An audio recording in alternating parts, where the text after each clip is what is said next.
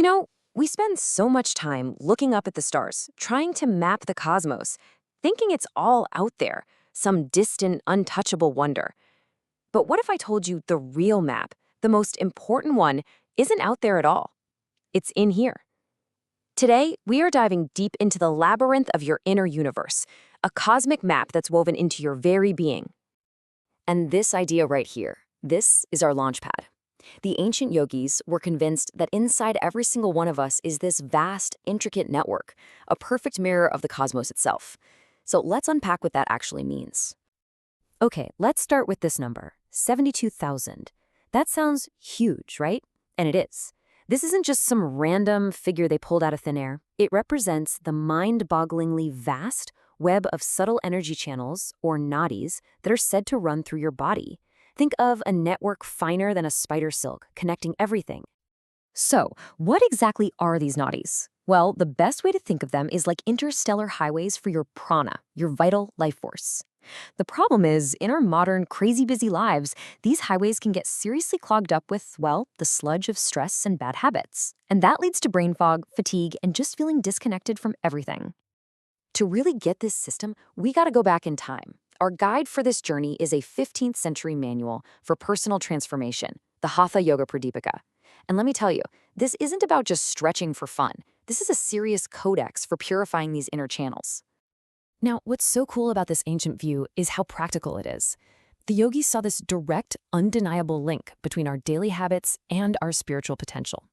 If the channels are blocked by what they called impurities, and we're talking about everything from a poor diet to stress and suppressed emotions, then our life force just can't flow. The solution? Purification. And the master key to that purification is breathwork, or pranayama. And this quote? Wow, it really spells out what's at stake here. The Pradipika is crystal clear. A clogged system physically prevents prana from entering the most important channel of all, the central one. And if that happens, those higher states of consciousness, that no-mind state of pure clarity, they're literally impossible to reach. So the big takeaway is this: purification isn't just for your health, it's for your enlightenment. So out of those 72,000 nadis, there are 3 that reign supreme. Think of them as the main superhighways. On your left, you've got Ida, which is the cooling, receptive lunar channel. On your right, there's Pingala, the heating, active solar channel. And the entire goal of yoga, really, is to balance these 2 opposing forces so that your life force, your prana, can rise up the sushumna, the central channel, the royal road to awakening. All right, so this ancient map is totally fascinating. But I know what you're thinking. Does any of this ethereal anatomy have a basis in our physical reality? Well, let's see what happens when ancient myth meets modern neuroscience. Okay, get ready for the aha moment, because this is it. Just look at these parallels. It's absolutely striking. The Ada and Pingala nadis, they map almost perfectly onto our autonomic nervous system. The parasympathetic, our rest and digest mode, and the sympathetic, our fight or flight response. Prana, it's the ancient word for the bioelectric signals firing in our neurons. And the sushumna, that central channel, it corresponds incredibly well to our central nervous system and the all-important vagus nerve. And listen, this isn't just some nice theory. The science on this is solid. Practices designed to purify nadis like pranayama have been shown to have measurable effects. They actually calm the body's main stress response system, the HPA axis, which leads to lower levels of the stress hormone cortisol, enhanced brain plasticity, and just way better emotional regulation. So, if we can actually change our nervous system, what does that do to our brain, right? Let's take a look at the measurable symphony of our consciousness and see how clearing these channels directly impacts our brainwaves. Most of us, let's be honest, spend our days in a beta wave state.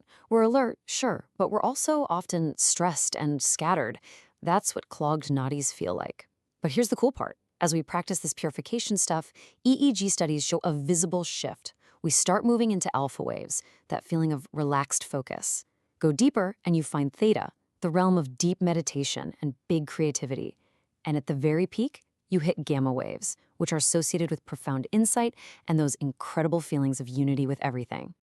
Now, this cleared energy doesn't just hang out in the brain. It creates this amazing cascade effect down through the body's energy centers, the chakras, which yogic tradition links directly to our endocrine glands.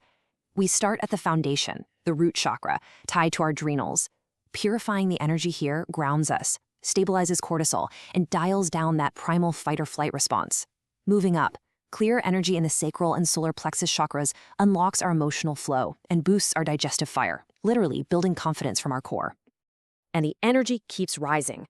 When it reaches the heart chakra, which is connected to the thymus gland, it doesn't just strengthen our physical immunity, it opens up our capacity for real empathy and connection. Then, at the throat, linked to the thyroid, this balanced energy empowers us to communicate authentically and helps regulate our entire body's metabolism. See how it's all connected? It's one big integrated system. And finally, we get to the summit. At the third eye, this purified energy connects with the pituitary, the body's master gland, and it awakens our intuition. And then at the very crown, the energy stimulates the pineal gland, which is said to open the door to those transcendent states of unity, those peak gamma wave experiences we just talked about, where the inner you and the outer cosmos feel like they're one and the same. Okay, so we've traveled from ancient texts all the way to modern neuroscience. But look, knowledge is one thing, experience is something else entirely. So now comes the invitation. It's time to move from theory to practice and awaken your own inner streams. Here is a really accessible ritual you can try. It starts super simple, just find a quiet space and sit up straight. Then you move into the key practice, Nadi or alternate nostril breathing. This is the master tool for balancing Ida and Pingala. You can integrate it with some gentle twists, use some simple energy locks, and then visualize your body as that cosmic map we started with. And that last step, it's crucial. Journal what you feel. Notice the echoes of the practice in your body and mind. And that's the whole point of all this, really. This isn't just an intellectual exercise. The goal of this ancient science has always been to transform this information into a tangible, personal, felt experience. It's an open invitation to become your own inner explorer. Which brings us right back to where we started. The microcosm of your body truly does reflect the macrocosm of the universe. When you take the time to clear out those inner pathways, you're literally opening yourself up to a greater flow of energy and connection. As above, so below. So the final question really is for you. The map is there, the tools are available, and the potential for a deeper, more profound connection to your own vitality and consciousness is just waiting. The universe is rushing in. Are you ready to open the gates?